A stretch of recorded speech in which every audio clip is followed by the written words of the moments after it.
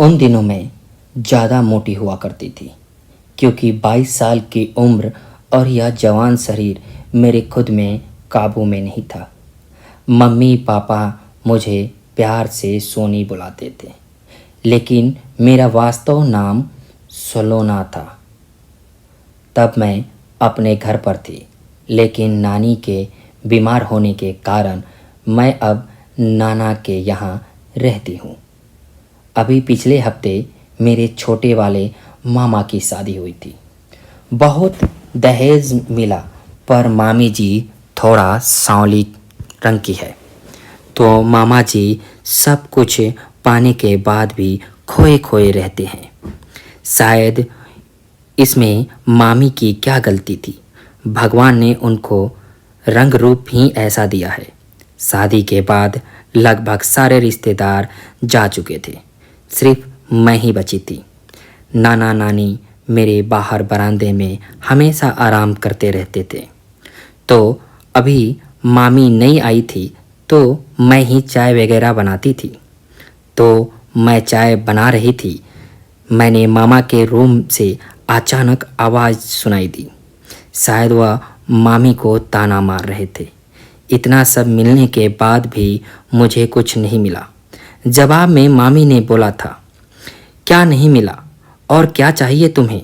तो मामा की बात का जवाब मामा ने थोड़ा चिल्ला करके दिया।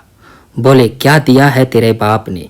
यह दान दहेज तो सब कोई देता है, लेकिन शुरू में तुम्हारी बड़ी बहन की फ़ोटो दिखाई दी और शादी तुझसे करवा दी। बताओ, यह धोखा नहीं तो क्या है? इस बात पर मामी चुप हो गई थी, क्योंकि यह बात उनको पता ही नहीं थी कि ऐसा भी कोई सीन हुआ था। मामा चिल्लाते रहे और 4 दिन शादी को हो गए थे, लेकिन वह दोनों आपस में सोते नहीं थे। मैं भी जवान थी, समझ रही थी कि मामा और मामी का साथ में सोना बहुत ज़रूरी है, वरना यह शादी खटाई में पड़ जाएगी। इसलिए मैं चाय के 2 कप लेकर मामा के रूम में अंदर घुसी, तो मामा ने चाय हाथ में लिया और साइड में रख दिया। मैंने मामी के तरफ चाय बढ़ाई तो मामी ने पीने से मना कर दिया।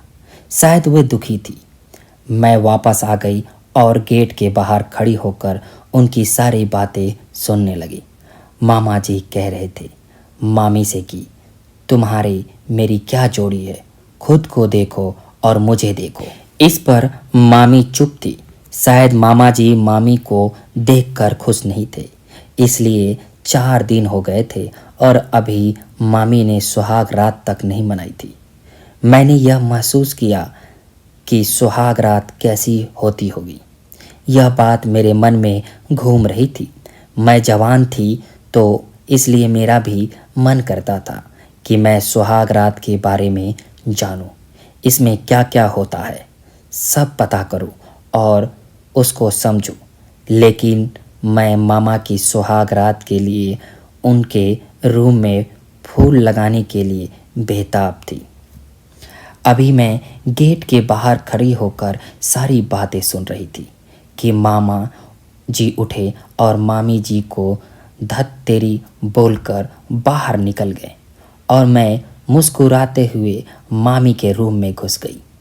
मामी जी अपने बेड पर उदास बैठी थी और मैं उनके बाजू में बैठ गई। मैं बोली, मामी क्या हुआ? तुम लोगों में शायद बन नहीं रही है। अरे शादी हुई है, हंस के रहो, आज आपकी सुहाग रात है। तो मामी ने सर उठाया और बोला, पता नहीं आज मेरी सुहाग रात हो पाएगी कि नहीं, क्योंकि जब वह मुझसे सही से बातें ही नहीं कर रहे हैं तो काहे की सुहाग रात। मैंने उनके कंधे पर हाथ रखा और बोली, सब कुछ ठीक हो जाएगा, मैं देख रही थी। मामी जी सांवले रंग के बावजूद भी एकदम सज धज के अच्छी लग रही थी। वह अभी चोली और लहंगे में थी। उनकी चोली तो एकदम फैंसी टाइप की थी। बड़े गले वाली चोली उनके बड़े बड़े तरबूजे जैसे गुब्बारे आधे बाहर झलक रहे थे और उनका शरीर एकदम जैसे पके आम की तरह था। मैं सोच रही थी अगर मैं लड़का होती तो उनसे चिपक जाती, लेकिन वह काफ़ी हॉट लग रही थी। लहंगा भी उनका थोड़ा सा घुटने के नीचे तक था, तो उनके नीचे के घुटने का भाग दिख रहा था। फिर वह उठकर बैठ गई। उन्होंने अपने पैर समेट लिए और मैं उनके पैरों की तरफ बैठी थी। अचानक मेरी नज़र उनके लहंगे के अंदर गई। मैंने देखा कि वह अंदर कुछ नहीं पहन रखी थी, तो उनकी काली काली गुफा मुझे दिखाई पड़ी जो एकदम फ्रेश थी। शायद उन्होंने शादी से पहले साफ किया होगा।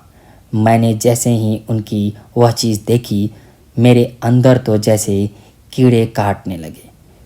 मेरे दिल धक धक करने लगा।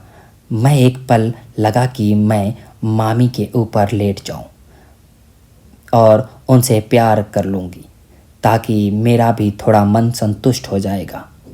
पर मैं उनसे कुछ ना कह पाई क्योंकि वह भी उदास थी, इसलिए मैं बाहर निकल आई।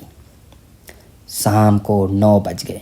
सभी लोग खाना खाकर अपने बिस्तर पर सोने चले गए, लेकिन मामा जी अभी भी बाहर ही बैठे थे।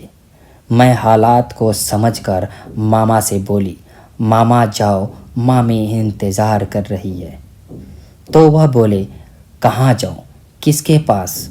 वह इस लायक है कि मैं उसके साथ सुहागरात मनाऊं?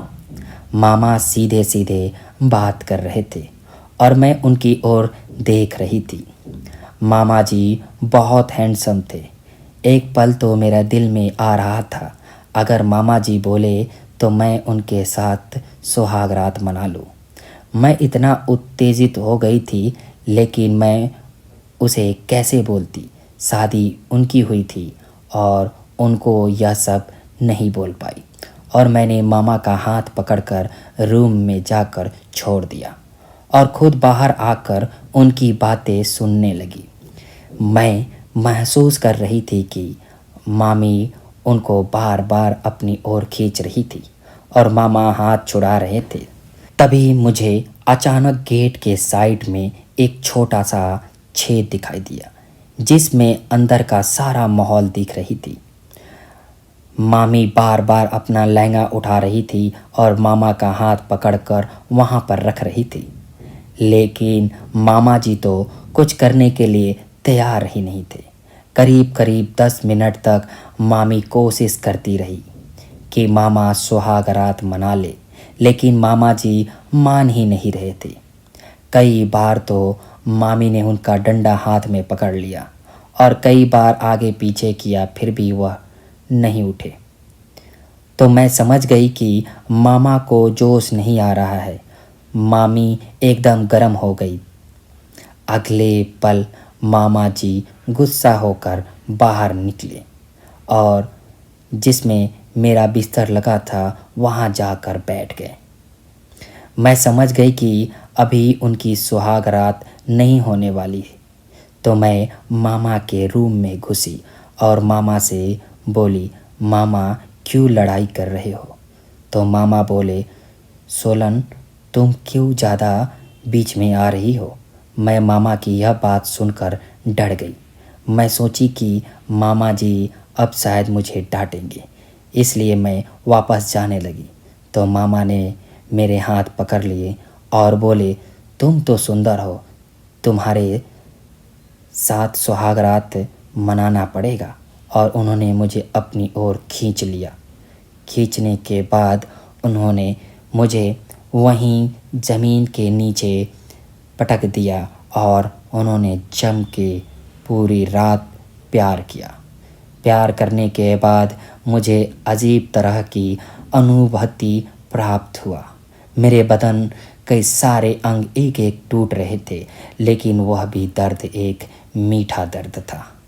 मैं हर बार उनके साथ सुहाग रात मनाने के लिए अब बेचैन हो गई। मैं मामा से कही कि मामा अब हमारे साथ रोज़ रात को सुहाग रात मनाना। मैं ऐसे ही अपनी कुंवारापन को आपके साथ बिताऊंगी। मामा भी मुस्कुराए और मैं बाहर आकर आराम करने लगी। तो दोस्तों, ये कहानी आपको कैसी लगी? अगर अच्छी लगी तो लाइक कीजिएगा, शेयर कीजिएगा, और अभी तक आपने हमारे चैनल को सब्सक्राइब नहीं किया है तो सब्सक्राइब करना ना भूलें। धन्यवाद।